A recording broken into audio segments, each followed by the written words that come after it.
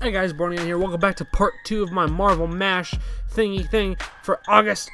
Last time, if you want to see part 1, I'll leave a description link. Yeah, and it'll be at the end of the video too, in my outro. But last time I ranked the Marvel movies from worst to best. Still have not had a death threat yet, so that's great. About where I put Black Panther and Age of Ultron. I did that, and then I casted the X-Men for the MCU and the Fantastic Four for the MCU. For this one, we're going to be talking about, what are we talking about? We are going to be talking about the Marvel Phase 4 and just their Comic-Con panel. And what I'm most excited for, ranked from, like, least excited to most excited. And not just Phase 4, all of their Comic-Con announcements. That's what I'm going to talk about, so not just Phase 4. And you'll see what I mean by that when you see my number 1 on my thing. So we're going to be doing ranking the least excited and most exciting Comic-Con stuff from Marvel this year, and then we're going to be doing a ranking of the MCU villains and the MCU heroes from worst to best. So let's go ahead and get into that, starting with the Marvel Comic-Con stuff. I'll save the juicy stuff for after the Comic-Con stuff. Let's get into it. Sneeze time? Nope. So what I'm going to be doing is going to be ranking the 11 announcements from Marvel at Comic-Con and ranking them from least exciting to most exciting. Let's get into this, starting with number 11. Coming in at number 11, we have the Loki TV series. The Loki TV series is something that I kind of was excited for when we first heard about it coming out, like months and months ago. I was like, man, that might be really cool, and we could see like some of the earlier stuff and what happened as he grew up and stuff like that. We were gonna get a cool series. And then the thing that I don't really find exciting about this series is what they're doing with it, and it's got other people excited. And apparently the show's going to be about him when he steals the Tesseract in Endgame and time travels away when they're doing the time heist. So it'll be an evil Loki, and that's just not what I want to see. Now, it's kind of screwballish for me, because in my opinion, Loki works better as a villain than he does a hero, and you'll see that when I rank the villains and heroes in this video. But for me, I just feel like Loki has been the villain, and as his run as the villain from Thor 1 to like Dark World and also a little bit of Ragnarok, he's been a great villain, and I don't think we need to see any more villainous stuff. And yeah, sure, no matter what you do with it, I know the show he's going to be going through different time periods. I don't find that very interesting. That's just my opinion, but I don't really know what an evil Loki's going to do when he's going to the 70s. We saw what happened last time he tried to get a bunch of people to kneel. He got kicked in the ass by Captain America and Iron Man, so not really looking forward to this. That's my number 11. Curious to know what you guys think about it. Coming in at number 10, we have Thor: Love and Thunder. Now, you'd think this would be really a lot higher on my list, but there are a couple problems that have me concerned about this movie for damn sure. And that is, for one thing, the whole thing with Natalie Portman. And if you asked me what I thought about Natalie Portman in the Thor movies before I heard about Love and Thunder, I would say that Natalie Portman is the weakest part of the Thor movies, and I just didn't like the character. Jane Foster is just not who I expected to see come back in the Thor franchise at all, nor did I really want to see her come back. And to top it all off with the sprinkle worse things, she's going to be female Thor. Now, I know Jane Foster is the female Thor in the comics, but to me, her character just does not have that much development. And maybe I'm going to be wrong. Maybe her character will get that full development in this Thor: Love and Thunder movie. But I don't know if she's taking the mantle from Chris Hemsworth's Thor. I hope that's not the case, because there's no replacing Chris Hemsworth Thor no matter what you do.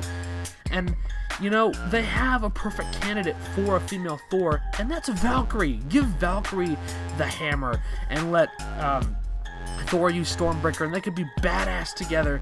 And that's basically the main reason why I'm not excited for this movie, is them bringing back Jane Foster into the mix. But other than that, I really don't see a problem too much with this movie, but the whole Jane Foster thing kind of bogs it down a lot, because I don't like the character at all, and she's just kind of bland and boring, and, you know, maybe this movie will give her more stuff to do, but in my own opinion, I think that she is not a right fit to be a female Thor. Give it to Valkyrie, give it to someone else. Why has it got to be Jane Foster, a character that we really don't care too much about, in my opinion? Coming in at number 9, we have Falcon and Winter Soldier. Now, I put it at number 9 because these are two characters that have been really fleshed out in the MCU before, and really, I was excited to see what Falcon would do, because, spoilers for Avengers Endgame, he's the new Captain America, and, you know, there's a lot of things that I'm really excited for about this show, and a couple things that are actually basically just one thing that I'm not really too excited for, and that's basically the Falcon Winter Soldier dynamic together. I mean, I think it'd be cool to see them work together and kind of like work through the secrets of, you know, S.H.I.E.L.D. and Hydra, and then also you got the biggest thing that I love about this is Daniel Bruhl coming back to reprise his role as Zemo from Civil War. He's coming back, and I think that'll be awesome. But really, I think this show would have been a lot cooler if it was maybe just Falcon as basically Captain America. You have the new Captain America. But really, there's not too much I can say that's wrong about this show. It's just, it's out of all the choices, I thought there were 8 other choices that sounded better and cooler to me than the Falcon and Winter Soldier stuff. Coming in at number 8, we have Eternals. Now, Eternals has got a lot of things going for it that I think is really exciting and really brings the Marvel fanboy out of a lot of people, and that is the main thing, the stellar cast. And I think the cast is really what brings this movie forward. You have Richard Madden, you have Angelina Jolie, you have Salma Hayek. You have so many big names in this movie. Kumail Nanjiani. I think this movie could be, if they do it right, could be like Guardians of the Galaxy, in the sense that a lot of people don't really know what the Eternals are, but if you do it right, it could be a really fun blockbuster movie. And I really think if you do it right, you have the potential to make a franchise out of this Eternals movie. Not so much like 5 movies, maybe like 3 or 4 movies like you're doing with Thor. But I think that's the biggest thing going for it, is the cast and just the ensemble and the talent that all these actors possess. There's more actors than I mentioned, but I think that's what I'm most excited to see is the cast. I'm really excited to see what they do with the Eternals, and I'm just really happy to see another space adventure, honestly. I think it'll be really a lot of fun. Coming in at number 7, we have WandaVision. Now, the only negative thing I have to say about WandaVision so far is the title. It just sounds really kind of, in my opinion, kind of stupid. WandaVision just sounds like a stupid, dumb title. But other than that, everything they've said and marketed this show as sounds really interesting. And, you know, it takes place after Endgame, and it's about Wanda, you know, trying to communicate with Vision after he died in Infinity War. Spoilers for Infinity War. And it's going to be about them trying to rekindle the relationship and try and get back and see the bigger picture and the darker picture behind where they live and, you know, what's around them and all that kind of stuff. And that was really intriguing, and it also leads into my number 2 pick, which I'll talk about later. But as for that, I just think I want to see more between Scarlet Witch and Vision, because he kind of got a hit of it in Civil War, and I think their chemistry could be brought full force and full throttle if they do it right in this upcoming show, and that's what really, really excites me about it. Coming in at number 6, we have Shang-Chi and the Legend of the Ten Rings. Shang-Chi is a character that I'm not too familiar with. I gotta read up a little bit about him before I go see the movie, or maybe I'll go in blind like I did with Guardians of the Galaxy and really enjoy it. This is one of those movies that is also like Guardians of the Galaxy, but I really like the fact that they're taking a martial arts, old-style kung fu type movie like direction with this movie. I think that'll be really interesting to see, and the people that they got are kind of unknowns. I know Awkwafina's in the movie, but the guy that got playing Shang-Chi I think is kind of an unknown guy, but he is a martial artist, so I think that is really positive who you got for Shang-Chi. And the other thing that's really exciting is that they're bringing in the real Mandarin. If you don't know what I'm talking about, in Iron Man 3, one of Iron Man's biggest villains from the comics is this Mandarin character, and he's like mystic, and he's got the magic of the 10 rings, and he's just really cool, a really cool character, and they screwed it up in Iron Man 3 and made him an actor, and he's not a real character. But this movie's going to explore the real Mandarin, and also the martial arts elements. I think those two combined are going to make for a really cohesive story. Number 5, I have Hawkeye. Now, Hawkeye is kind of a mixed bag for me in some areas, because if you would have asked me a couple years ago if I think Hawkeye should get a series, I would have told you no, because I was one of those people that did not like Hawkeye. I thought he was kind of a bland character. Now, after Civil War, they kind of gave him a little bit more to do, and I was like, okay, I could get on board with this guy. But then after Endgame, I really sympathized for him, and going after his family, you can see how much he cares about his wife and his children, and just seeing him in Japan murdering all the Yakuza was really fun and interesting to see. And I think what they're going to do with this is show more about his time in Japan, but also show him with Kate Bishop, who I think is his daughter. I could be wrong. And I just think that's going to be such a dynamic team-up duo, and it'll be so fun to see them team up together and kick ass together, and I think that's what most excites me about this television series. At number 4 is Black Widow. Black Widow is a movie that's a long time in the making. I've been so excited and so eagerly anticipating a Black Widow movie, I'm sure as all of you have. But Black Widow, the only problem I have seeing with Black Widow is that it's a little bit too late in the game to make a Black Widow movie. Spoilers for Avengers Endgame, she does die, and it's one of the more saddening and heartbreaking moments of the movie. But on top of that, I just think it's maybe a little bit too late. You know, we'll see what happens in it, but they do have a great cast. You got David Harbour's in it, a bunch of other people that I don't have off the top of my head, but Scarlett Johansson's coming back, and you have several characters in the movie that are really cool. Taskmaster's the villain, and I'm going to be honest about Taskmaster. The set pictures of Taskmaster are very, very underwhelming. He looks like a Power Ranger, and not in a good way. He doesn't really look anything like Taskmaster, but maybe that's just behind the scenes stuff. Maybe we'll see what happens when the full movie comes out, and we'll see how cool he really looks. But yeah, Black Widow is just one of those movies that I have it so high on the list because we've anticipated it for so long, and I like the story, what they're doing with it, how it takes place after Civil War but before Infinity War, and we get to see the fallout of what happens with Captain America and Black Widow and all them. So I think that'll be really fun to see, and I'm just really excited to see what they do with it because it's been a long time in the works, making a Black Widow movie that we've all been waiting for. And number 3, we have the animated series What If. This, I think, is going to be a really cool idea because, number 1, it's an animated series, but it's set in the Marvel Cinematic Universe on Disney+. And what it's going to be is it's going to tell a what-if story in each episode, and I hope this gets a long-running series because if you look in the logo, somewhere in the logo, I think there's a zombie Captain America. So one of the episodes I think is going to be Marvel Zombies, like what if the Marvel characters had the zombie virus.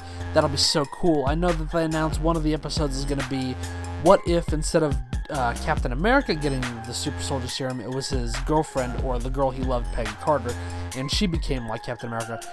I just think that sounds really interesting. Plus they have, I think, Jeffrey Wright voicing Uatu the Watcher. I think everything is going to mesh perfectly with this series, and I think you will get to see everything you've ever wanted to see from the comics ripped out of the comics and put right onto the cinematic series. That'll be cool. Coming in at number 2, we have Doctor Strange and the Multiverse of Madness. I was debating whether I wanted this at number 1 or number 2, but overall, my number 1 pick for best Marvel Comic-Con announcement will be number 1. I'm sure you guys have already guessed what it is. But Doctor Strange and the Multiverse of Madness, let's talk about this for a little bit. Everything that they've said about this movie just sounds better and better and better and better and better. First off, I want to say spoiler alert for Spider-Man Far From Home. I'm about to spoil it for a little bit. If you guys don't know what I'm going to spoil, Mysterio's whole thing about the multiverse is a big fucking lie. And basically what this movie's going to tell us is it's not a lie. Doctor Strange is going to prove that the multiverse exists. So we get to see a bunch of different universes where different things coexist, and I think that'll be super cool to see. Plus, we have the villain as Nightmare, who is basically, I think, like a demon who feeds off or gets his power from the negative energy of people's dreams. And I think we could have a dream world that would be really cool to see. And the best thing that I think this movie has going for it, 2 of the best things. 1, Scarlet Witch is going to be joining Doctor Strange, and her show WandaVision is going to tie directly into the movie is what they say.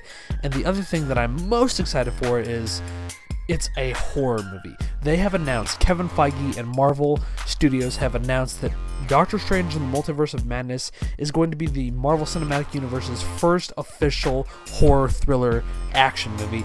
That sounds amazing. I'm so excited to buy my tickets for this movie and go have fun in the theater. This will be so cool. We get to introduce the multiverse and Nightmare as the villain and see the dark stuff, and we get to see a dark, full-fledged Marvel movie with horror elements and some of the best characters that have ever been introduced in the MCU. I'm so excited to see this movie. And I'm sure you guys have guessed what this is, but my number one pick for the best Marvel Comic-Con announcement is Blade. This blew the socks off of everyone in the whole Hall H theater in Comic-Con. This was the number one thing. Everyone kind of thought that Phase 4 was kind of lackluster and was kind of, just stuff that everyone knew was going to come out, and people were like, okay, let's blow by this phase, it'll be okay, we have a couple cool things, but let's blow by this phase and let's just get on to Phase 5 and see what they have. And they basically came out and said they're working on a X-Men movie, they're working on Fantastic Four, bringing that in, but then they said they had a surprise for the people of Hall H that no one's really been talking about bringing into the MCU, and people were like, what the hell is he going to say? And then they brought out Mahershala Ali, 2-time Academy Award nominee, and I think he won twice too. So not only nominee, but 2-time Academy Award winner, Mahershala Ali, brought him out to the stage, and he was holding a hat. No one knew what the hat was, and they asked him to put the hat on, and it just said Blade, and everyone in the theater went insane, because Blade is the first big Marvel, I want to say yes, the first big Marvel superhero-esque movie that really did amazing and proved to the world that superheroes are more than just silly little characters. Superheroes can have life into them, and they can breathe life, and they can be so awesome and inspiring, and everyone has their own hero, and Blade did a lot for the comic book genre that this movie, I think, is just, it's got to be number one on the list for the most anticipated Marvel thing that they announced. The first Blade with Wesley Snipes was such a national treasure and really meant a lot for the comic book genre, and I think that this new Blade will bring so much more to it, and we'll see what Mahershala Ali will do with the character. I'm sure he'll be great. He's great in everything he's in. I'm so excited for this movie, guys, if you guys can't already tell, and I'm sure a lot of people are also excited. This movie will be everything everyone wants and more. Can you imagine what Phase 5 is going to be? Phase 5 is going to be insane. We'll probably have X-Men, Silver Surfer, Doctor Doom, Fantastic Four, Blade, new stuff, sequels to the old stuff. It'll be awesome, and I can't wait to see what they do. Blade is my number one, and I'm sure it's the number one for a lot of you. Okay, now that we got the ranked, exciting most stuff from Comic-Con, from Marvel out of the way, I figured we'd get into the villain stuff. So let's talk about the best villains. So these are going to be all of the Marvel Cinematic Universe villains ranked from worst to best. I've included all the movies, and I've included the Netflix shows, because even though the Netflix shows are no longer canon to the MCU, they were canon to the MCU before they disbanded from Netflix. Disney disbanded from Netflix. So we're going to be including the Netflix Marvel Netflix villains and the Marvel Netflix heroes when we do the heroes. But yeah, I think that'll be it.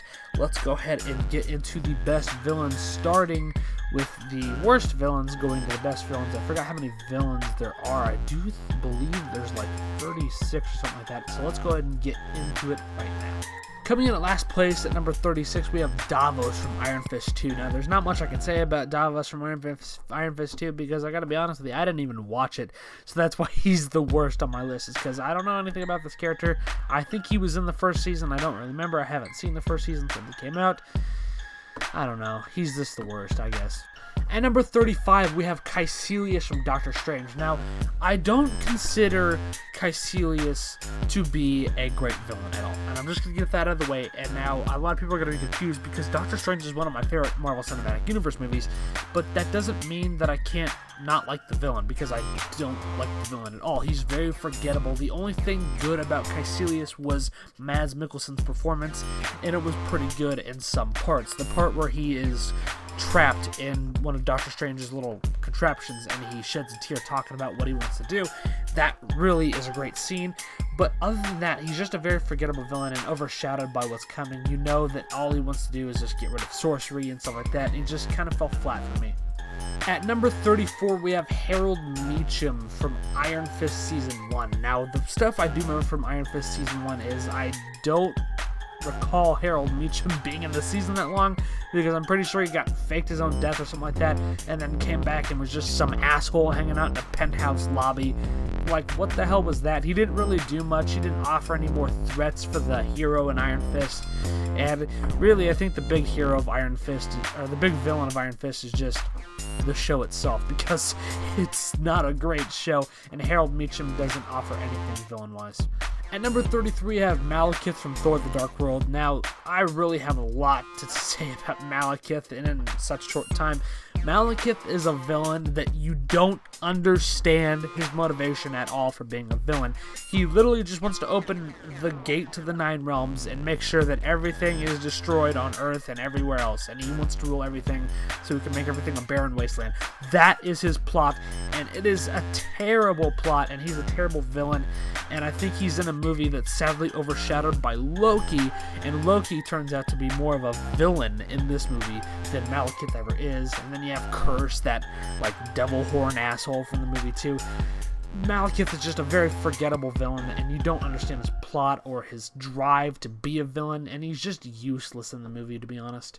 At 32 is Sonny Burch from Ant-Man and the Wasp. Ant-Man and the Wasp is a movie that doesn't necessarily have one main antagonist, but rather a bunch of different enemies to face off against. And Sonny Burch is just this black market dealer that wants a piece of Hank Pym's technology, and he's not in the movie that much, and when he's in the movie, he's not really threatening. He kind of is played for laughs, and I don't think that's how you really should treat a villain, honestly. And Sonny Burch is just more of a forgettable villain in this movie. He's overshadowed again by the other villain in the movie, who's not even really a villain, and that's saying a lot if your villain is overshadowed by someone who's supposed to be a villain but really isn't. At 31 is Aldrich Killian from Iron Man 3. This was a disappointment, because I don't think you really need Aldrich Killian in the movie at all if you had the Mandarin. If the Mandarin wasn't an actor in the movie and was actually a real villain, you wouldn't need Aldrich Killian, and he just kind of feels like second fiddle to what could have been an iconic, great Marvel villain. And he's not really portrayed any different than any other Iron Man villain, to be honest with you. Guy Pearce does what he can to bring what he can to the role, and he's been a great actor before in movies like Memento and stuff like that, but just as Aldrich Killian, he just kind of fell flat, and for me, it is one of the weaker parts of the movie. 30 is Ultron, the most disappointing villain of any Marvel Cinematic Universe villain, and I'll tell you why. Because everyone expected Ultron to be this big badass that was going to tear the Avengers apart from the inside. He says that in one of the trailers, that he's going to tear them apart from the inside. Every trailer you see with Ultron, he is so menacing and terrifying. He strikes fear into your heart. But when you see the movie, he's played for laughs. He's a comedian. He is basically robot Tony Stark. That's all Ultron is. He plays stuff for laughs. He makes jokes about everything he sees. He is not a menacing villain. They screwed him over royally in this movie. And he is a nobody. And I think the bigger villain is the Avengers fighting each other in this movie, because they fight to create Vision. They don't want to create Vision. And I think Tony Stark is the villain. Tony Stark is the bigger villain of this movie, because he creates one of the worst villains in the Marvel Cinematic Universe. And I can't stand Ultron. Look at what we have with Thanos. Thanos, you'll see where I put him on this list, but Thanos is a great villain. Thanos is an amazing villain in these movies. Ultron is what we wanted. Thanos is what we wanted Ultron to be. We wanted Ultron to be this big, bad villain that was striking fear into everybody and just took over the screen, but we didn't end up getting anything like that. We just kind of got a flattish villain who did nothing. And I think that's the main problem with Ultron, is that he really didn't do anything. At number 29 29, we have Diamondback from Luke Cage Season 1. Diamondback is one of those villains that you hear about in the series, but you don't really get to see until pretty much in action until the very end of the show at the last episode. And this is a character that is severely overshadowed. Again, I've said that a lot in this video for the villains, but he's severely overshadowed by the better villain in the series, Cottonmouth. And I think he just kind of falls flat, and he doesn't really have clear structure for what he wants to be and what he wants to do, and he's just kind of a weak villain that Luke Cage doesn't necessarily easily beat, but is easier to beat for Luke Cage, and I just don't think he offered anything fresh. Number 28, we have Aisha and the Sovereign from Guardians of the Galaxy 2. These fuckers are mad about stolen batteries. Like, you could literally go into... This is literally the villain of Guardians of the Galaxy 2 besides Ego.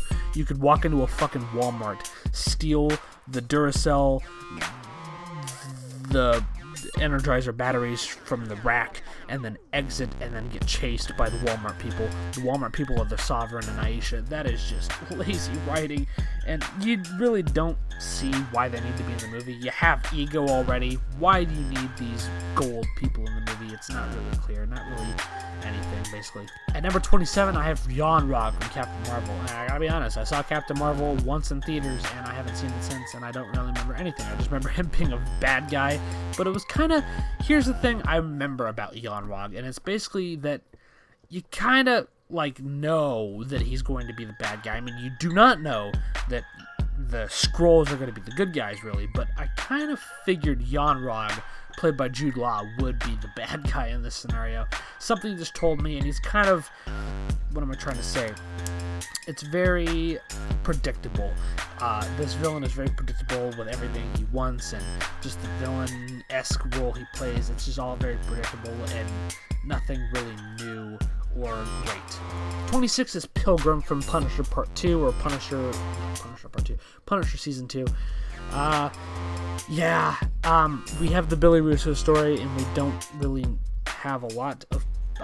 I'd say it, but he's overshadowed by Billy Russo in this season. That's basically it. He's just overshadowed, and he's not in it that much, and he's not really a compelling villain. I don't know if he's supposed to be a character from the comics. I don't know if he is, but 25 is Ghost. Now, Ghost is the other villain of Ant-Man and the Wasp, but quote-unquote on villain, because she's not really a villain.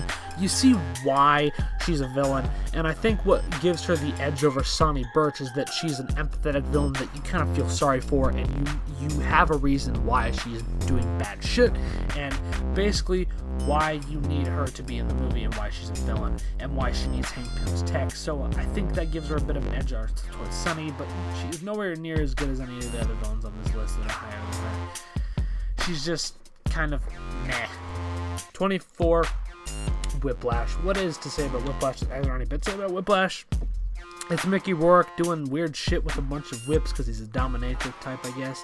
He's into that in the bedroom. I don't know what else to say about him. He's just a boring, plain, rotten villain that lives nowhere near what Jeff Bridges did with Albert Einstein. Number 23, Alexandra Reed from The Defenders. She's meh. She's Sigourney Weaver. She gets killed off really early on in the series by the next person on this list. So, I can't really talk to her too much. She did give a pretty okay-ish performance, but we didn't see that much of her, and she didn't really do anything too villainous or bad. It was just kind of being ninjas. The ninjas were the kind of bad asses. 22, Elektra from The Defenders, and also Daredevil Season 2. But she's not a villain in Season 2. She's more of a villain in The Defenders. She's not that great. She's okay. She's pretty good. She's really good in Daredevil Season 2. But Defenders, she's just kind of brainwashed, and she doesn't talk. She's got a comic book accurate outfit. She's got the size sword. She kicks ass. But other than that, she doesn't really cause too much of a threat for 4 buff superheroes. But yeah, she's just kind of mediocre in my opinion. She doesn't really do too much, and she doesn't have much to do, and she doesn't talk too much, and, you know, you should probably talk if you want to be menacing. That's all I'm saying. 21, I have Ulysses Claw from Age of Ultron, and also basically Black Panther. But Ulysses Claw was a character that I wanted to see more of, and it was kind of sad for us to see him get killed off in Black Panther so early, because I wanted to see him stick around for a while and be more comic accurate with his suit and everything, but those days are gone. But the stuff we did see him in was kind of cool in Black Panther. He was just basically an arms dealer selling vibranium in Age of Ultron to get his arm cut off. But in Black Panther, he's kind of menacing. He's got the arm cannon, but he made for a couple good action sequences, but really he's just kind of cannon fodder, and that's kind of the honest truth about him, and that's basically why he dies so early on. Next up, at number 20, we have Eric Killmonger. Now, I'm going to get a lot of hate for putting him this low on the list, but come on, he beat how many other people? He beat a lot of other people, and he didn't come close to some of the others. So for Killmonger, for me, there are a couple things I do like about him, but some of the other things just kind of brought him down as a villain for me. And one point, I can see why people... The main thing that I like... Let's get into some of the things I like about him. What I like is that I can see why people like him as a villain. But for me, he just didn't do too much. Like, you could honestly watch The Lion King, like I said, with Black Panther, and just have a more cohesive story and a better story, in my opinion. And Scar is better than Killmonger, and you cannot tell me otherwise. But there are some other things I liked about Killmonger, like, for instance, I thought his death scene was done beautifully. What he says, and how he dies, and how he doesn't want to be taken prisoner. He wants to die because that's what he knows what the better choice is. And there's a lot of respect you have for this kind of character. But on other hands, he don't really get to see the strength he can portray. I mean, sure, he kicks Black Panther's ass, but other than that, he just kind of,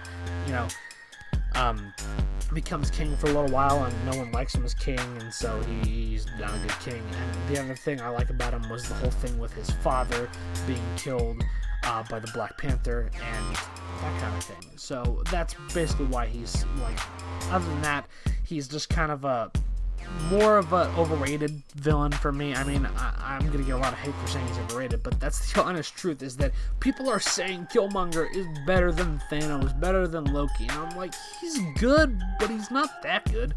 At number 19, we have number 19, we have Abomination. Abomination was kind of a cooler villain to see. They got a really great actor to play him. It's blanking on my mind, but he's been in all the Tarantino movies, or most of them. And he's really great as Emil Blonsky, and I just liked him in the role. Does it start with a T? I don't know what he is. But he's just a really good villain. Not a really good villain, but he's a semi-decent villain. He's kind of got some weak moments, but I do like the soldier aspect of him, and I like the super soldier serum where he becomes, Abomination. And it makes for a really kick-ass fight at the end. 18 is Ronan the Accuser. Ronan the Accuser is one of those villains that I needed more stuff with him after Guardians of the Galaxy Volume 1, and we got a little bit more of him in Captain Marvel, and by a little bit, I really mean like 5 minutes, because he's only in there for like 5 freaking minutes. But I rewatched Guardians of the Galaxy 1, and he is not terrible. You can see why you would hate him and why he is a villainous character, but he really doesn't do anything where you're like, oh my god, that guy is just totally evil.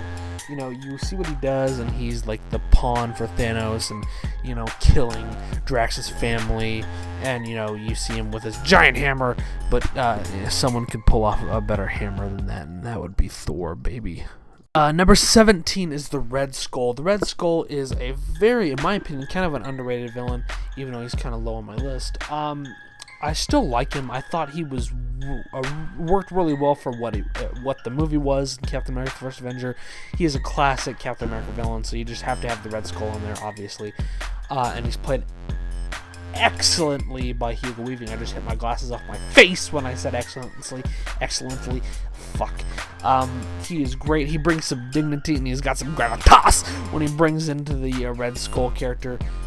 Just seeing him and what's the little short guy?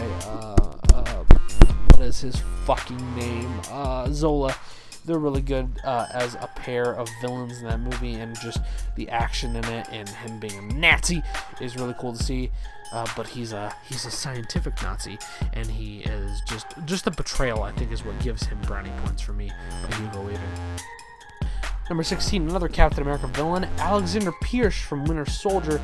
this guy, you gotta give him Brady points too. Not only did Hugo Weaving play Red Skull really good, but he also got a really great performance from Robert Redford, one of his last movie roles ever. And I say that literally because his last movie role is in Avengers Endgame. He was really cool because you buy him as this guy and you think he's a good guy, but then obviously when they tell you that it's Hydra behind the whole thing, you know he's the bad guy. But he really brings a lot of character and brings out the best of his character, who's able to threaten Nick Fury, and no one should be able to threaten Samuel L. Jackson, but Robert Redford pulls that shit off to a T.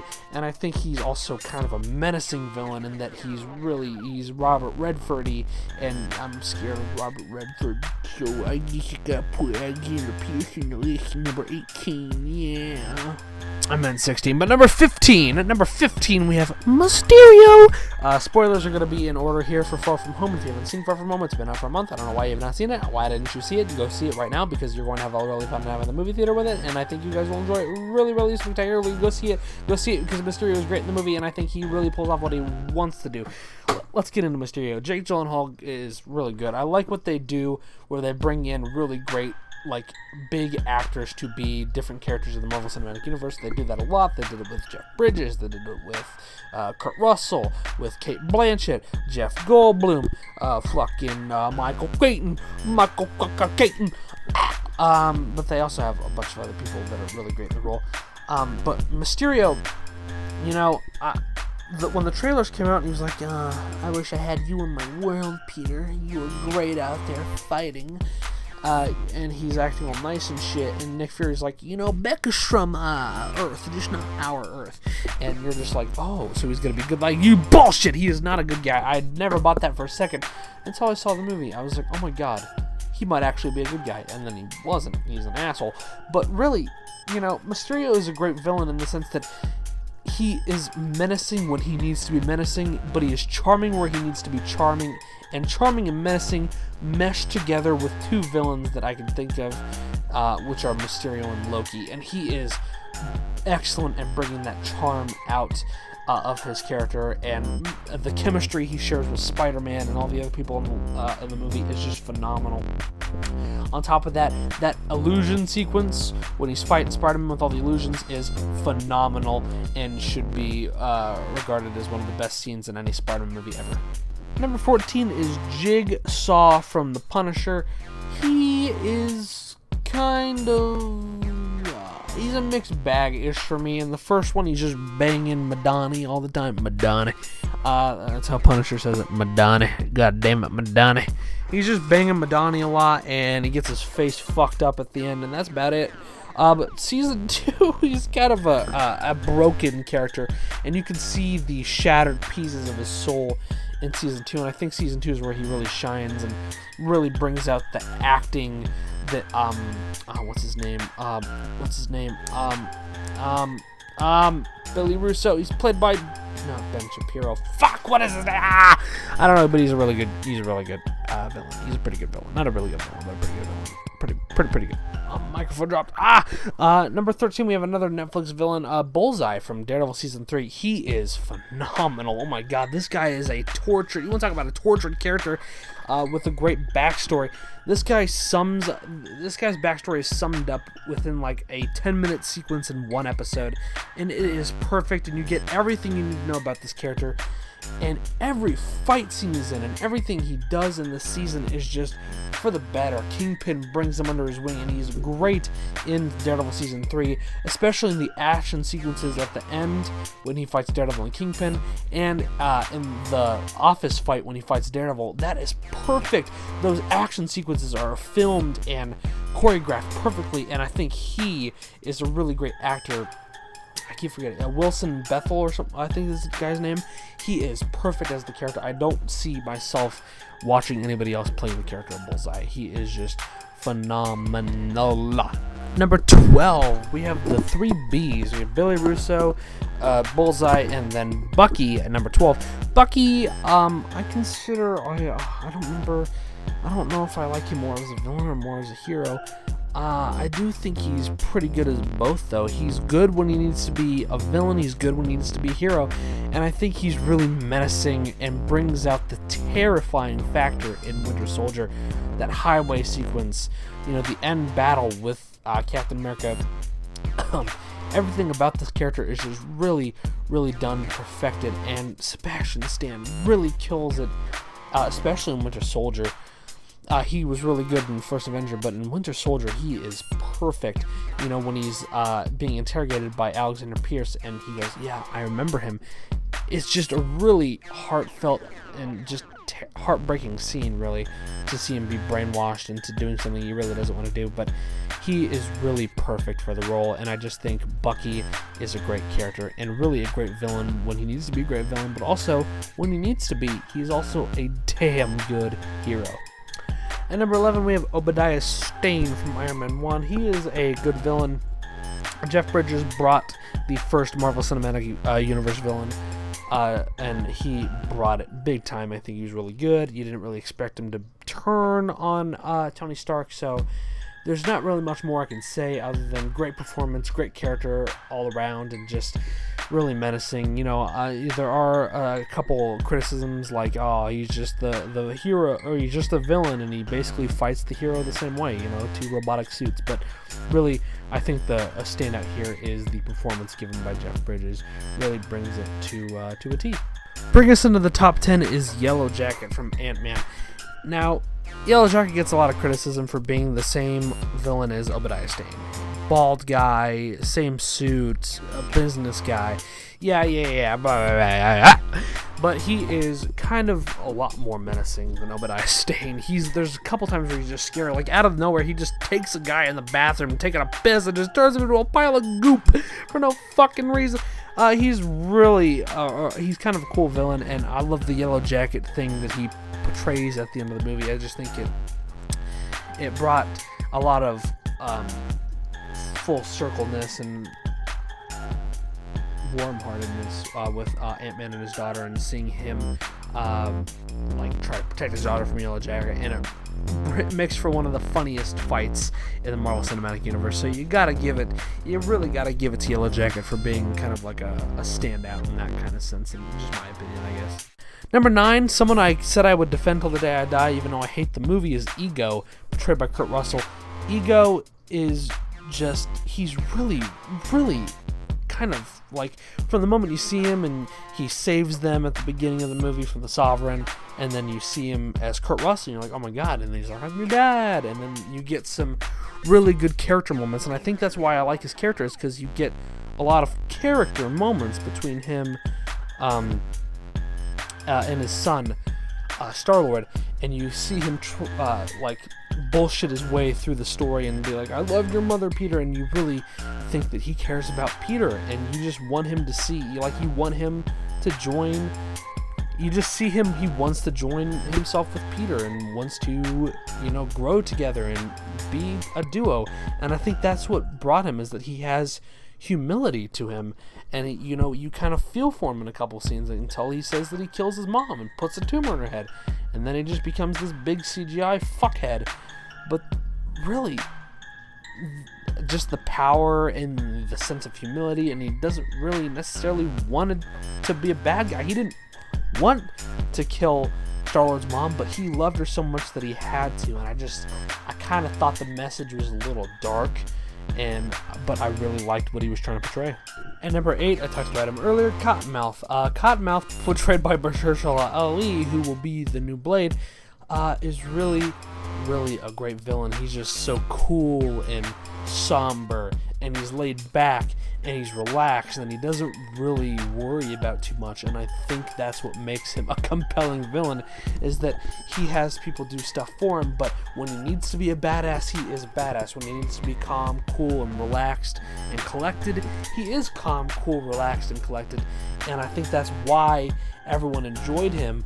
So when he was, spoiler alert, not alive towards the middle of the season, it kind of shattered a lot of people's hopes and dreams, and I think that's why he's just a good villain. Let's move on. Number 7, Baron Zemo. Baron Zemo was one of those villains that I think is very underrated. He was the villain of Captain America: Civil War, and he did what no other villain accomplished. He was basically the human version of Ultron, which is tear the Avengers apart, make them make them hate each other, make them fight each other, and just make for a cohesive story. And someone told me that I am talented for making a video without saying and I just did it. So there you go, in your face. Anyway, back to what is his name? Baron Zemo. He's really good. He's great. Tore the Avengers apart. Coming back from Falcon Winter Soldier, the series, played by Daniel Bruhl, a great actor. Yeah, he's great. He's really, really great. Number 6, we have the Goddess of Death, Hela. Hela is a badass. You don't really see her in the movie that much. I mean, she arrives, she breaks Thor's hammer, she arrives on Asgard, she takes a tour through it, kills a bunch of people, and then we don't really see her until Thor shows up.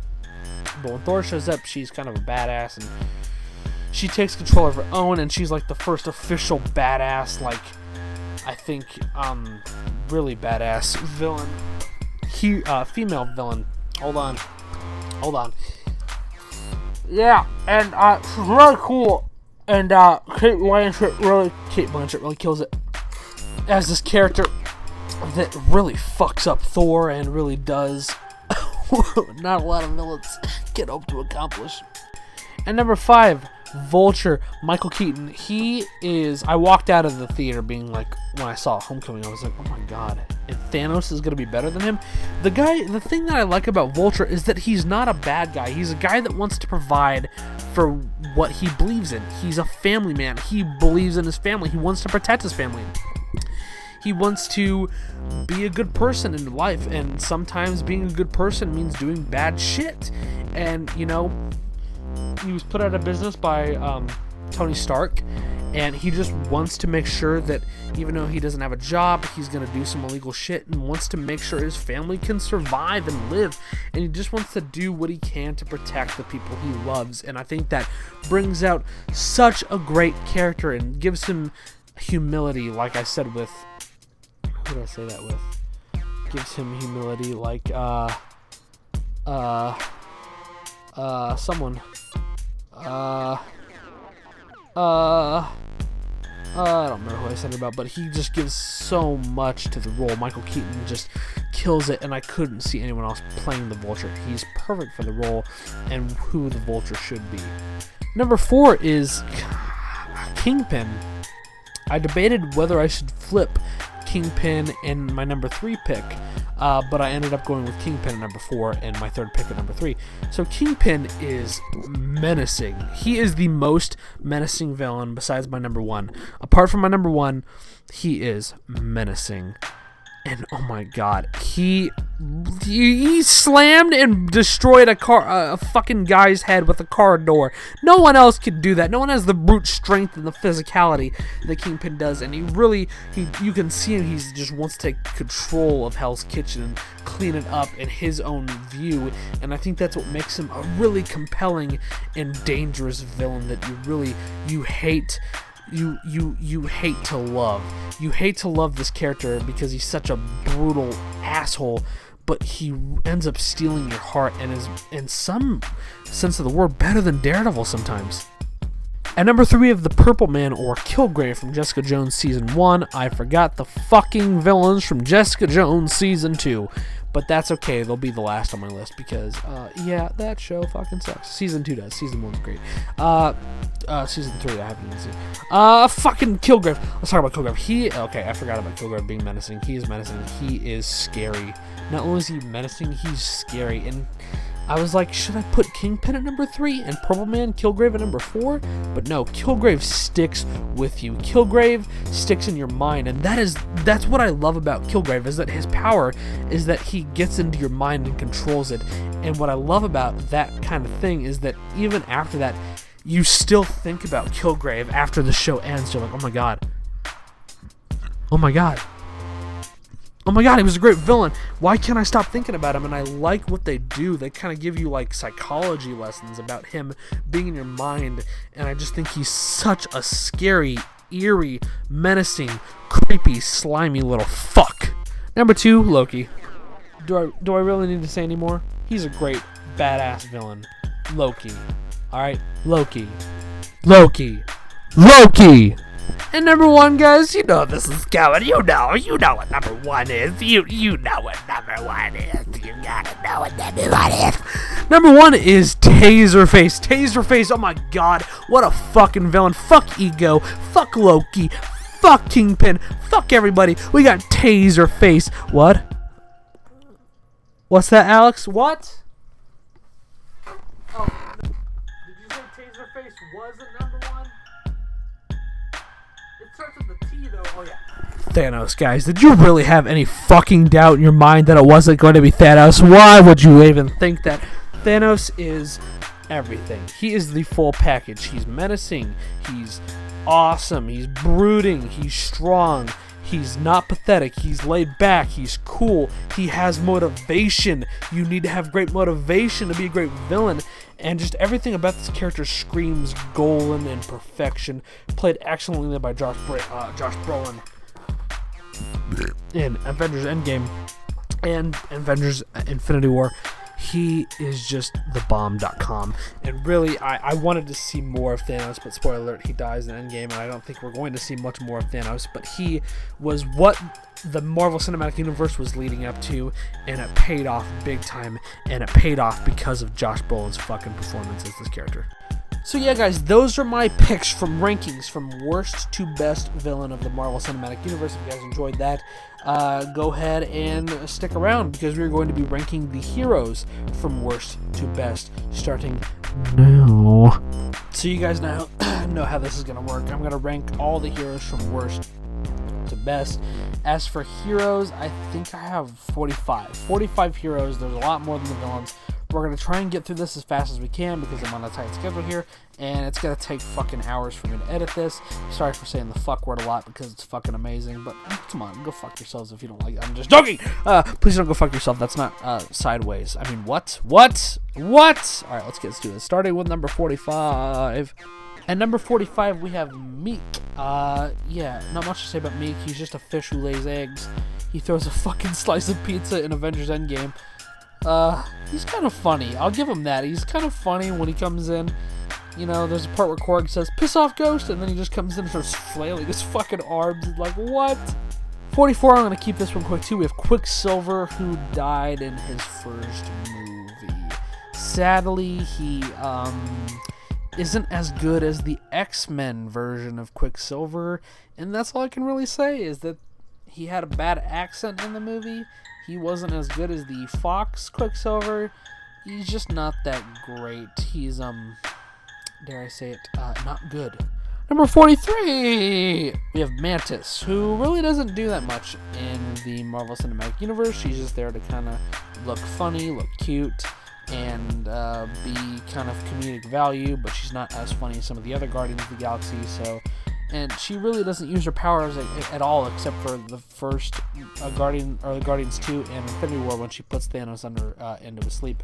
Other than that, she's just, in my opinion, kind of useless and doesn't really provide much at all for the rest of the MCU. At number 42, we have Teenage Angst Groot. I call him Angst Groot, and he has no character development besides just being a snotty-ass teenager and playing games. So he's nobody to me, honestly. He's just kind of Number 41, we have M'Baku from the Black Panther movies. Now, this is someone that I actually do like in most of the context that I see him in. I liked him in Black Panther. I liked him in Infinity War. But the thing with him is that he's so low on my list because we haven't really seen that much of him, and I don't think we've seen the definitive part of M'Baku yet. And hopefully we get to see that in Black Panther Part 2 or maybe another style movie like that. And number 40 is Vision. Vision to me is a lot of stuff, and he kicked ass in Age of Ultron. I will give him that. Age of Ultron wasn't a good movie, but he did kick ass in Age of Ultron. But other than that, he just kind of gets his ass kicked, and he kind of plays second fiddle to all the other better heroes, in my opinion. In Civil War, he's just there to, shoot his beam and knock down Giant Man and also paralyze Rhodey. And then in Infinity War, he just gets his ass kicked and he dies. And that's basically all that Vision is, and that's all that I can give him. At 39 is Baron Mordo, and I know you guys are thinking, wait, he's not a hero, he turns into a villain at the end, but for the first Doctor Strange movie, for the majority, he is a hero, and I just remember him, kind of being a little bit, easygoing and, working with Strange, but I think I remember him not liking Strange as much as, Ancient One sees. I forgot to put the Ancient One on the list. Anyway, Baron Mordo is just one of those heroes that, I want to see him as a villain, because for me, he didn't give as much as I wanted to see as a hero. 38 is Wong. Wong is, in my opinion, a little bit better than Baron Mordo. He's in Infinity War.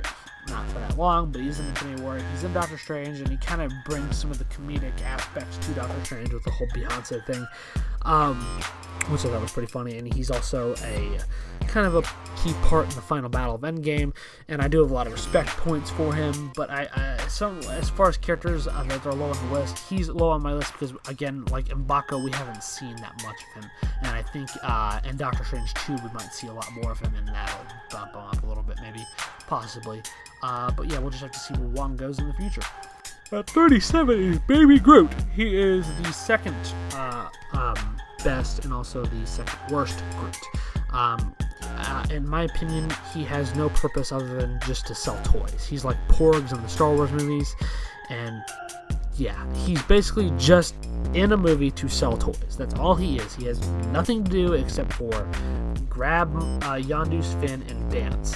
That's all he does in Guardians of the Galaxy Volume 2, and he's there to look cute and sell toys. That's my whole thing with Baby Groot. 36 is Captain Marvel, Cosmic Karen herself. In terms of character development, she basically has none, and she's given a lot to work with, but she just kind of messes it up and chooses to instead work on the project. She chooses to basically just draw all over the project instead of actually doing something with the project. Brie Larson, in my opinion, when I first heard her as the cast for Captain Marvel, I got excited because I like her in everything. I like her in Scott Pilgrim, and I like her in a lot of other stuff. But as soon as I saw her, something bothered me about her, and it's probably because she's overly cocky, doesn't have a lot of character development, and I think Brie Larson's performance is what really drags down Captain Marvel onto the lower tier of my list, in my honest opinion.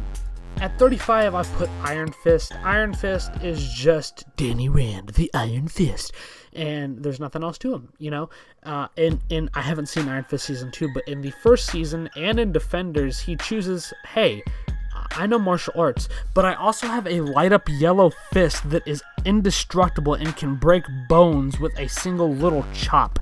But hey, I'm not going to use that, and I'm going to use my mediocre fighting style to instead hurt my enemies that get in my way.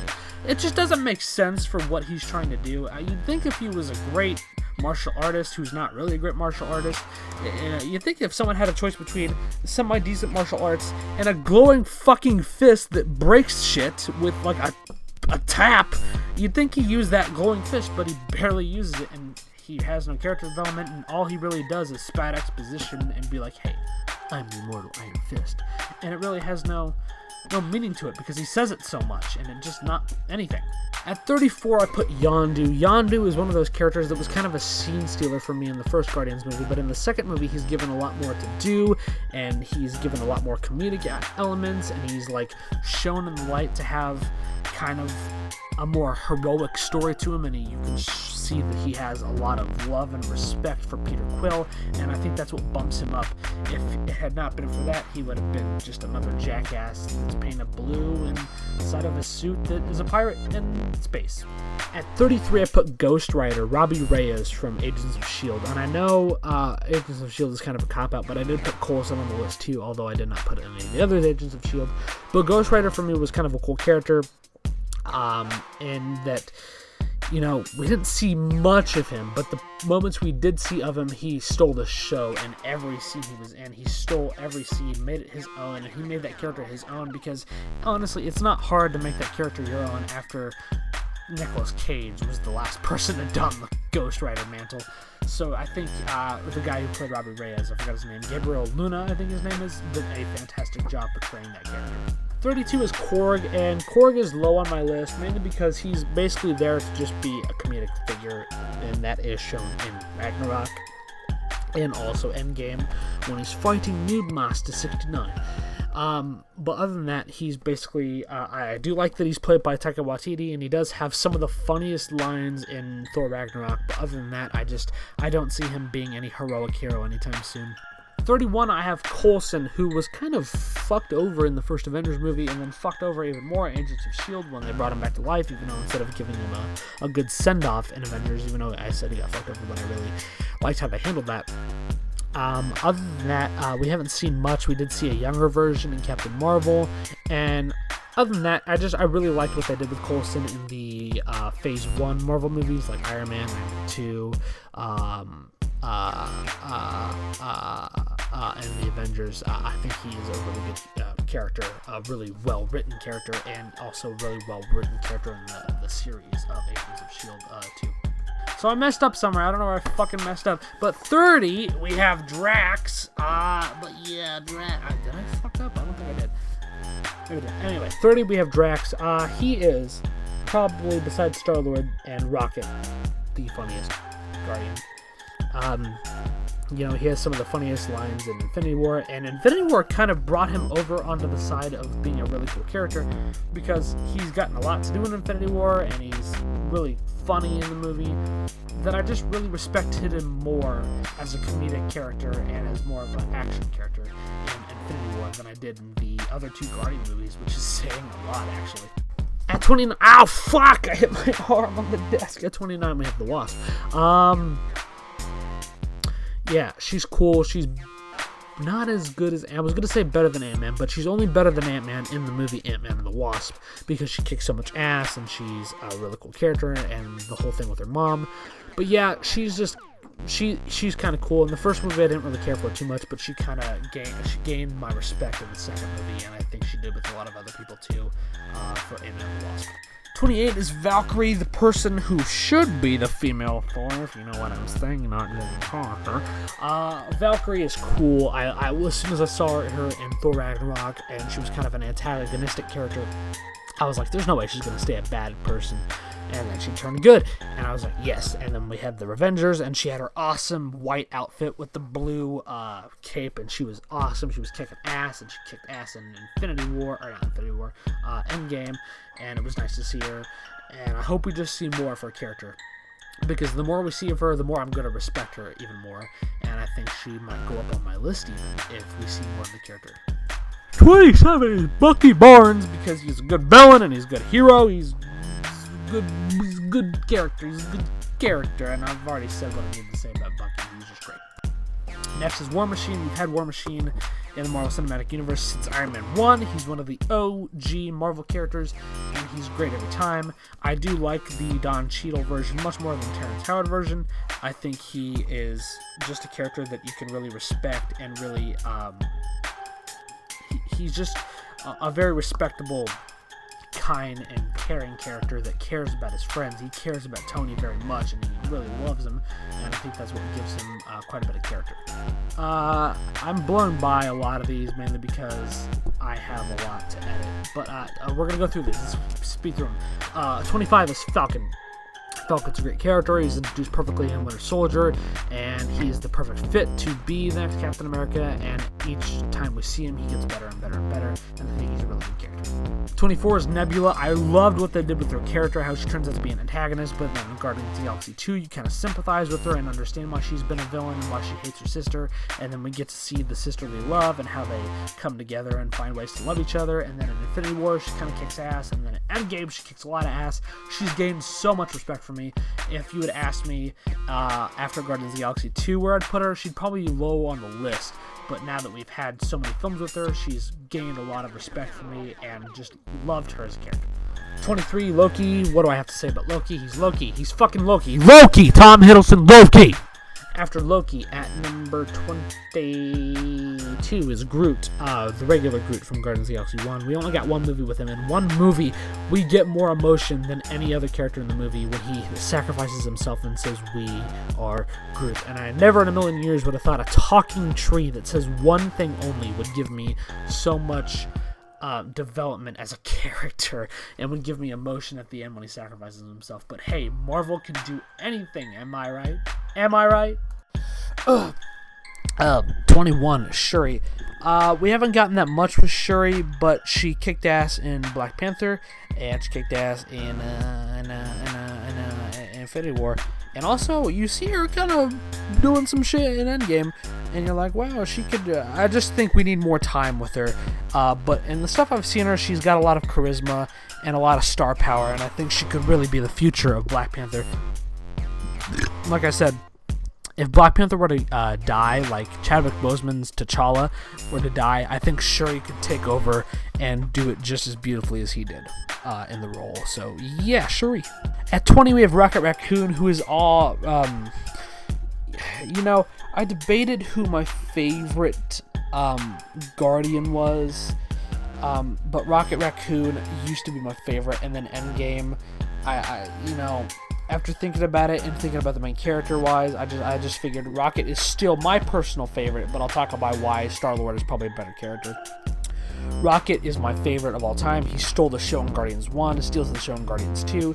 He's a great part with Thor and Groot in Infinity War, and I just think he develops so much as a character because he really only cares about like money in the first Guardians of the Galaxy, but as he grows to care about his new family and the people that treat him with respect, and I think that gives a lot of character and it gives him a lot of development for this little raccoon, 19 is Ant-Man. Ant-Man's a cool character. I like the first Ant-Man. I liked him in Ant-Man and the Wasp. And Civil War, I think, is his moment where he shines with the whole giant man scheme.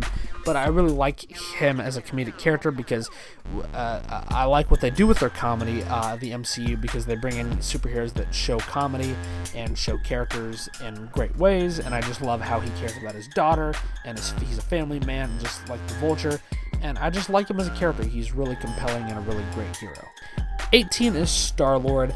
Star-Lord is probably the better Guardian than Rocket because of how on point he is, and he's the leader. He wants to make sure everyone's safe, where Rocket is just like kind of carefree and doesn't really have anything in the world and wants to rob people still, but he still cares about the family.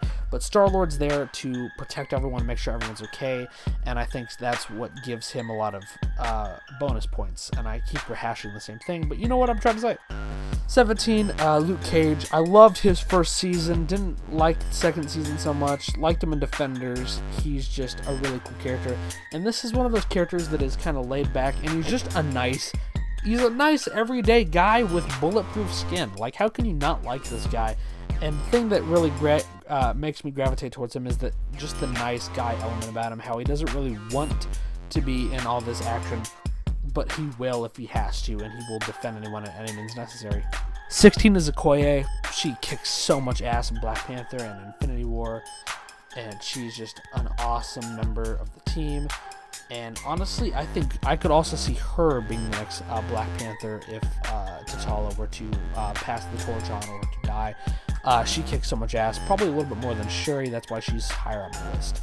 And I really have a lot of respect for her as a character, and she's so fun and entertaining to watch, and Denai Guerrero just brings so much to the character.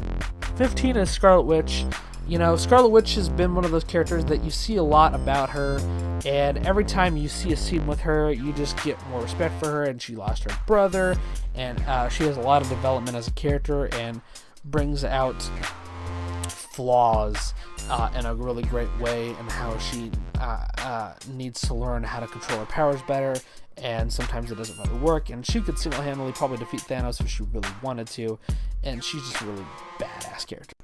Speaking of badass females, Gamora is number 14, and she's proven with every outing that she is fully capable of to handle herself and to handle those around her, and she is just the perfect hero. What else is there to say about Gamora other than she's not just a girl to be there for Star-Lord to show love, but she's also the daughter of Thanos, which gives her a lot of trouble and flaw, and I think that's what makes for her great character that she portrays so excellently in all the films that she's in as Gamora.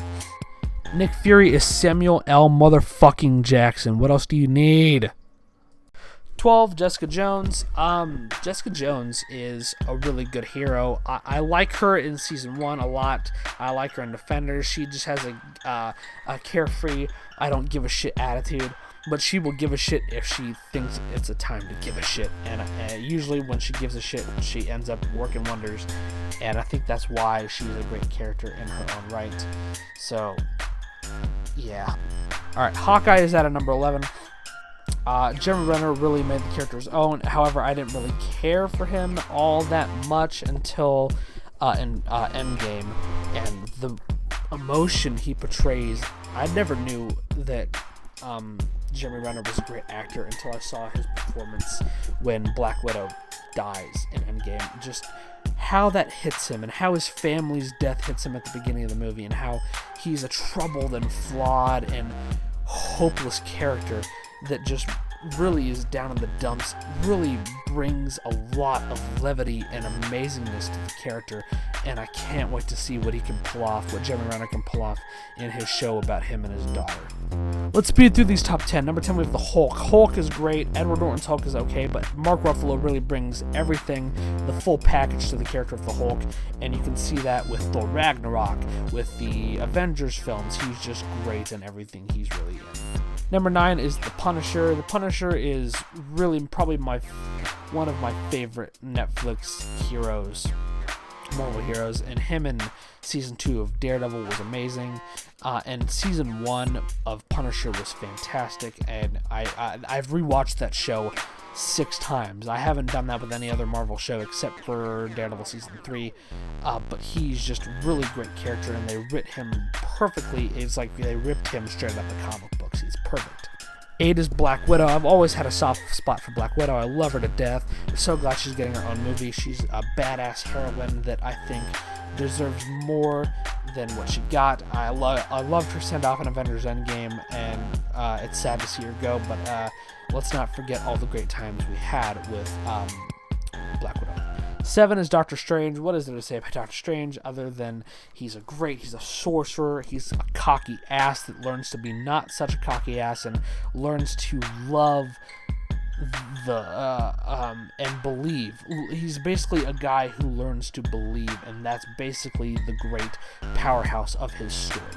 6, I have Black Panther. I really loved what they did with him in Civil War, man. Civil War was just his own little revenge story, trying to go after Bucky for supposedly killing his father, and the whole stuff with him and his dad at the UN was just amazing to see. And then I'm not going to knock his performance because he was excellent in the movie Black Panther, and especially the scene where he's on the ancestral plane talking to his father. It's just, he's a really great actor, and they picked the perfect actor with Chadwick Boseman to be the next Black Panther. He's just absolutely insanely perfect. Great casting. Number 5 is Spider-Man. Me and my girlfriend talk about this all the time. I grew up watching Sam Raimi, Tobey Maguire's Spider-Man, and I was kind of heartbroken because none of my friends really like Tobey Maguire's Spider-Man, and that really kind of breaks my heart because they're basically crushing my childhood. So when I hear my friends say, oh, Tobey Maguire was just too old and is just a terrible Spider-Man, they literally are taking my heart, ripping it out, and just stomping it on the ground. And I'm like, dude, that's my childhood. Please don't. Oh, I love it. But you know, I love Tobey Maguire. I love the first 2 Spider-Man movies. Spider-Man 3 is abomination. Andrew Garfield, I never really loved as Spider-Man. I thought he was okay. But Tom Holland, I do have to give him credit where credit is due. He has made Spider-Man a great character and makes him fun again, because Andrew Garfield kind of left a sour taste in my mouth when I saw his Spider-Man movies, and I was like, man, no one's ever going to live up to Tobey Maguire. But then Tom Holland made me realize that not all hope is lost, and Tom Holland made me think back to the original Spider-Man movies and made me think, wow, this guy is really a great candidate for the next Spider-Man movie, and really showcases why I love the character so much, and brings a lot of what I haven't said this word about any other character on this list. He brings relativity. I relate to Spider-Man in this because he's such a relatable character that you just love him, and he ends up like being a reflection of yourself, and I love that about this character. And what my girlfriend said was perfect, basically, that Tom Holland is a mixture of Andrew Garfield and Tobey Maguire's, the best of both worlds into one great package, and that's why I have a lot of respect for Tom Holland as Spider-Man, and why I will love him forever, and he's just a great character. Number 4 is Daredevil. Daredevil will always be great in my heart, no matter how many times you cancel the series, or how you cancel the series, or anything like that. He's just a great character, and all the seasons are great, and they're all lifted by Charlie Cox's great performance as that character, and he pulls off everything about Daredevil perfectly. Alright, let's get through these 3 really quick. Number 3, we have Thor. Chris Hemsworth has played Thor since 2011. He's done a great job. Every time we see Thor, he gets better and better, except for Dark World. He went from great in Thor to kind of okay in Thor: The Dark World, and then he went to amazing. Or no, amazing in Avengers. I don't know. He's just a great pick for Thor, and he gets better, except I didn't like Fat Thor in Endgame. Although he is still a great character, and I will always love Thor. And hopefully he will change my opinion on Thor: Love and Thunder, because as of right now, I'm not looking forward to it, but he will. 2 is Captain America. Captain America is great. I grew up with the Avengers and the Spider-Man cartoon, but I always liked Captain America just for how brave he was, and being the Avenger, the first Avenger. He's always brave, putting others before himself, and it struck me how great of a well-written character he was. He always puts others before himself. He really has a lot of flaws, and you really don't think about his flaws because you think he's such a perfect character, but he has so many flaws, like with Tony, and flaws about him and Peggy and his girlfriend. He's just a great, well-rounded, perfectly written character. But I digress. You guys know number 1 is obviously Tony Stark, Iron Man. He is the heart and soul of the Marvel Cinematic Universe, and if you didn't have him, you would not have the Marvel Cinematic Universe. You wouldn't have Spider-Man, you wouldn't have Thor, you wouldn't have Daredevil, you wouldn't have Black Panther, you wouldn't have Doctor Strange, you wouldn't have Black Widow, you wouldn't have Punisher, you wouldn't have Hulk, you wouldn't have Hawkeye, you wouldn't have Jessica Jones, you wouldn't have Nick Fury, you wouldn't have any of those characters without Iron Man starting it all. And if you have a good Iron Man, if you have a good first movie for the MCU, you have the code, and you have the secret formula for the MCU. And Iron Man, Tony Stark, played by Robert Downey Jr., brings such grace to the character that he plays, and he really portrays everything, and he makes the most money, and he is responsible for making movies basically get the most money. He is who everyone goes to see if he's in a movie. If, let's say, they're going to see, let's say they make a Thor movie, but there's a little role for Robert Downey Jr. People will go to see him as Tony Stark.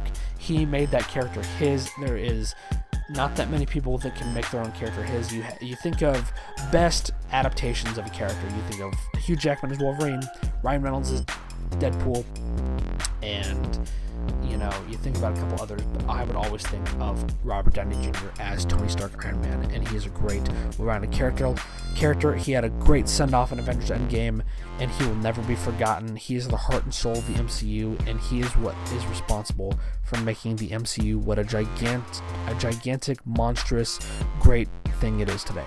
Anyway, guys, I think I'm going to stop there. I know I said I would talk about, Phase 5 and...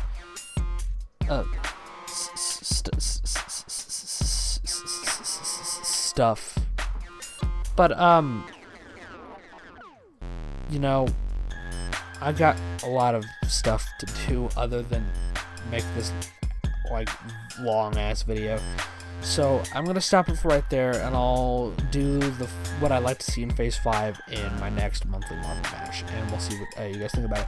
If you guys enjoyed this video, please like and subscribe. It really helps me out a lot. I'm sorry if we disagree on the characters or anything like that, but I hope to see you guys in another video soon. Thank you guys so much for watching. I love you all. Take care. Please be safe. Bye-bye.